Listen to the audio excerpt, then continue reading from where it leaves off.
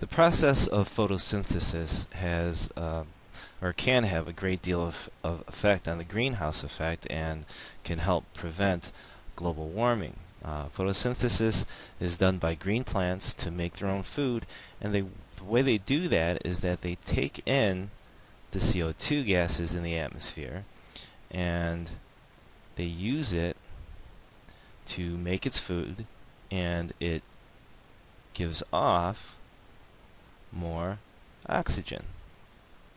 Alright, so you can see how that could be a good thing. It uses the CO2, reduces the amount of greenhouse gases in the atmosphere, and then can reduce global warming. And on the plus side, again, it gives off more oxygen. The other side of that coin is what people do. And people, and all animals, does something called respiration. And in respiration, as you know, we take in the oxygen, but we give off the CO2. So, I guess we're partially to blame for global warming, I don't know, but we give off CO2 just like cars do and just like factories do, but not to that extent, I'm sure.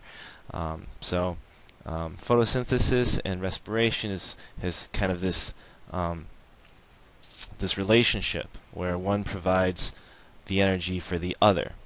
Now, the problem is if we cut down our trees, and we have to cut down our trees, we need it for lumber and building, and we use it in all walks of life. The books, all our textbooks are made from paper, and so we cut down trees. So if we get rid of our trees and we just have cars and factories and people and animals, and we're giving off, we're burning off fossil fuels, and we're emitting CO2.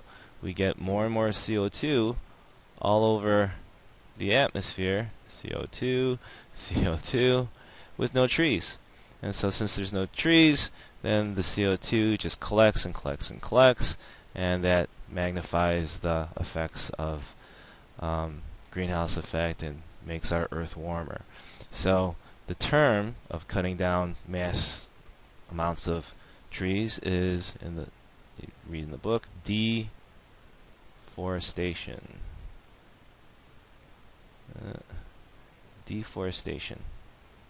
And that's when we go and cut down huge quantities of trees to use for lumber, and we don't replant them. We replant them, and that's what we have to do. When we remove trees, we have to replace that vegetation and plant those trees again. So deforestation, a bad thing, contributes to global warming.